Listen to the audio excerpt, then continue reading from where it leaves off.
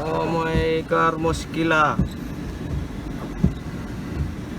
Mudir, my car muskila. See what did you did? Maybe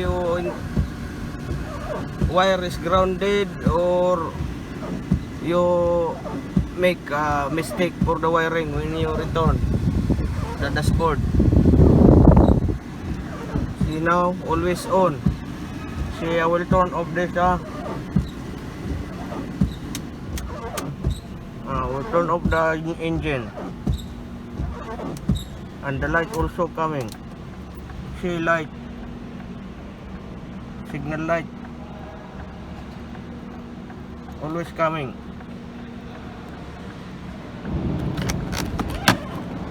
Alala.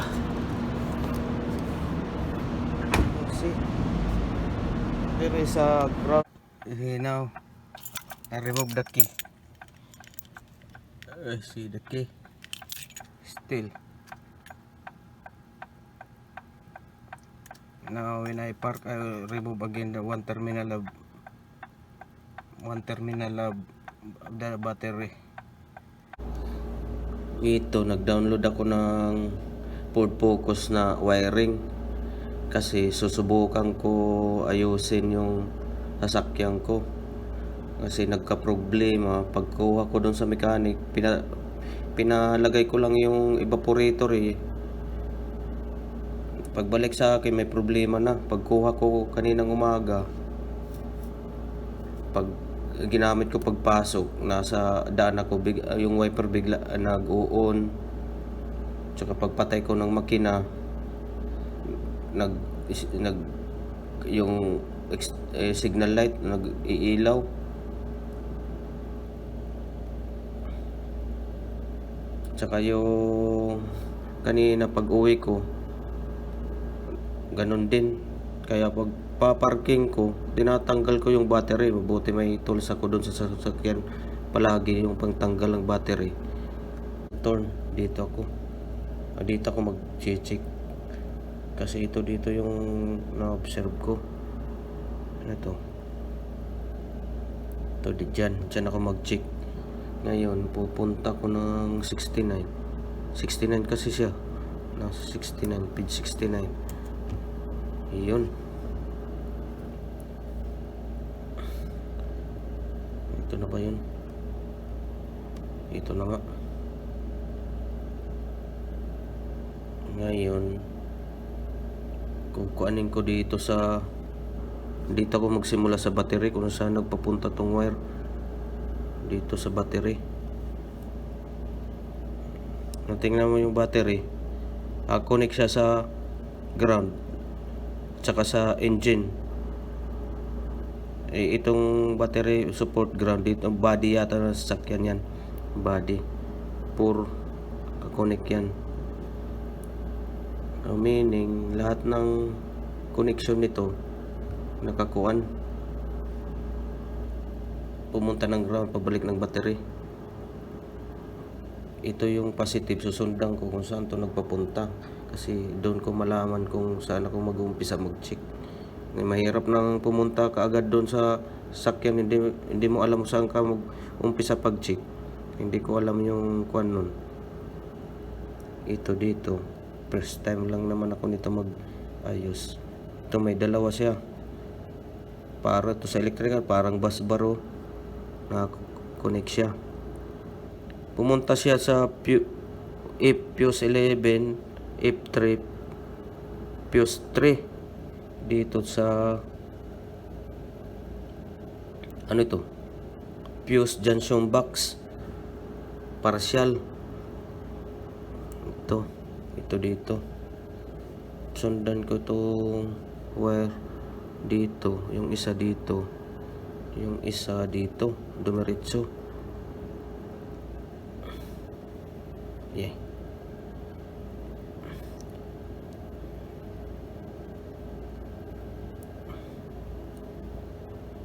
Yun,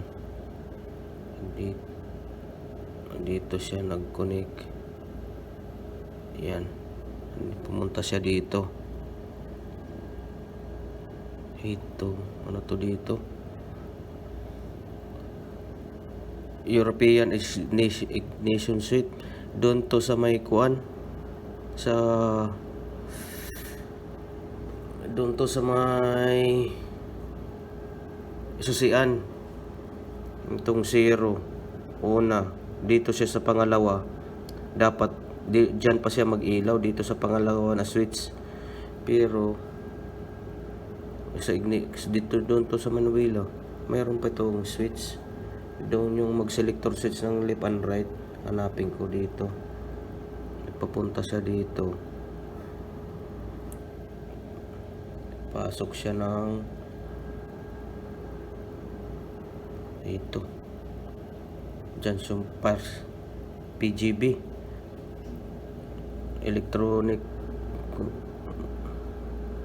Electronics box na yato dito. Baka dito passenger junction box, kasi naririnig ko na yung passenger na junction box sa mga sasakyan Ito. Pumunta siya dito. Punta siya dito. Ito. Pabalik. Yung switch to. Yung susuyan. Ignition. Maka-signal to na kuan. Ready to ignite ba? Andito siya Yan. Number 15 kung nandito na yung susi. Dito. Pag una mong susi, pangalawa, dito na siya. Pero hindi pa siya nag-start engine. Ready pa lang to para baka to pag ready ng mga instrument mag-open yung valve kung may error ba. Kung papaanda rin niya yung sasakyan. Diyan siya. Itong isa punta dito. Or iwan ko kung power signal yata to or power ng mga instrument. Ang signal yata din for ignition. Ngayon ito signal lang niya, titingnan natin no. Hindi yan ang power. 20 ampere signal lang yata yan, mali Ito yata yung dito yung supply 60 ampere dito. Pasok siya dito. Ito electronic power. Ito nga yung kuan. Ito yung mga power niya. Ngayon electronic power kasama na yata yung ilaw dyan. So ngayon hanapin ko yung nasan yung switch na yung selector switch, kasi kahit naka-off yun. Ito yung headlamp Ito yung headlamp. Andiyan sa ilaw. Yung problema ko ito, nag-iilaw palagi. Ito nag-iilaw palagi. Kaya naka-off yung battery. Ito kahit hanapin ko yung kuhan. Ito nakita ko. Ito yung turn na kuan switch. Ito nga, sundan natin Punta siya dito.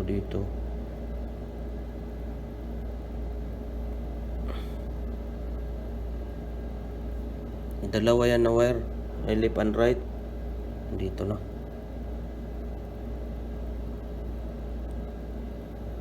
Ito ngayon. Dito. Ito yung multi-function switch. Ito. Left and right. Ayan. Yung turn, left and right. Ito ngayon, ito na yung problema ko ngayon. Ito yung problema ko. Naka-off position yan dyan. At saka dito, naka-off position. Ito naka-off.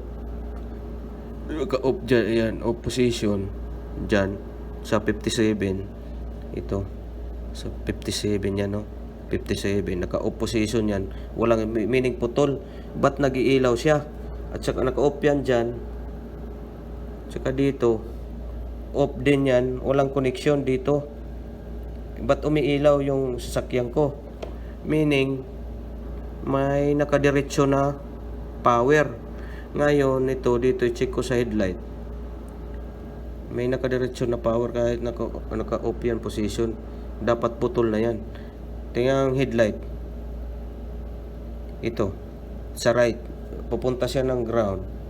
Meaning may nagkuan yan, short. May nag-short yan, papunta ng ground. Na ngayon, ito sa kabila, ito naka-ground din. Sa body ground yata ito ng sasakyan. Ngayon, alam ko na saan ako may idea na ako kung saan ako uumpisa.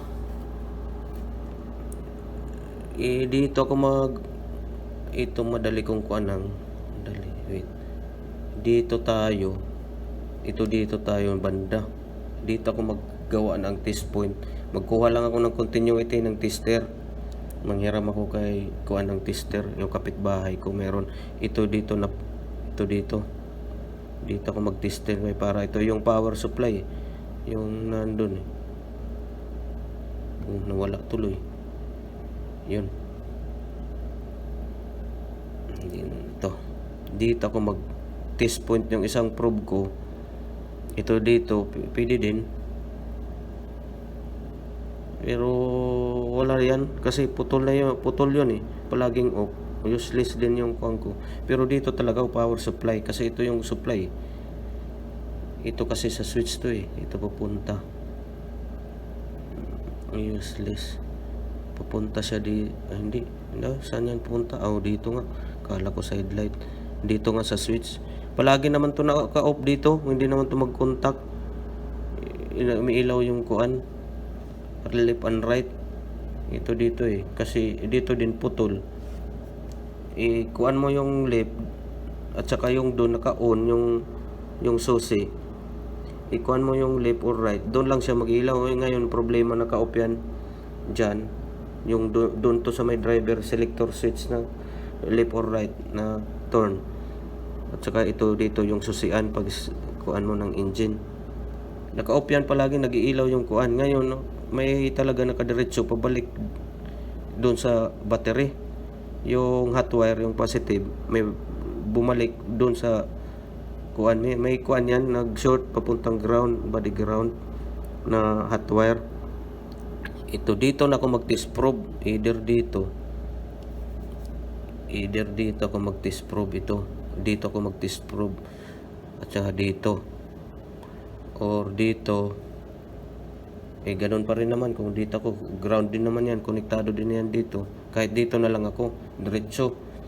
Tanggalin ko yung battery, positive o negative. Kasi nauna naman yung battery doon, nauna. Dito na ako mag-test probe. Doon. Tanggalin ko lang battery para safe, baka ako makatester. Dito ako mag-test probe. Kung wala dito sa fuse junction box, dito ako second option, or dito sa may switch, baka may signal dito sa signal. Ito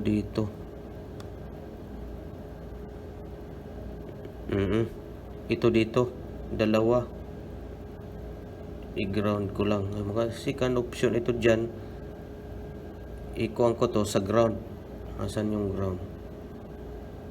Kahit body ground lang, kahit dito dyan ako mag-test. Third option na yan, pero dito ako sa umpisa sa punuan. Kung may continuity siya dito, meaning may kuan yan, shorted, na connect yung positive papuntang body ground, pabalik dun sa battery, kaya nag-ilaw-ilaw yung kuan ko. Ayan yung kuan, yung wiper na pingan sa susunod na lang yun. Yung wiper, search nga natin. Search ko na wiper. Dito yung wiper, natingnan ko. May wiper naka-ground din. Yun na lang yung kuan ko, unahin. Windshield mirror wiper, ito naka-ground din.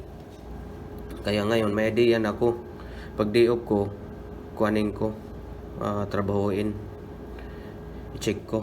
Wala na akong tiwala dun sa mechanic. Baka kung ibalik ko dun, baka lumala lang tuloy.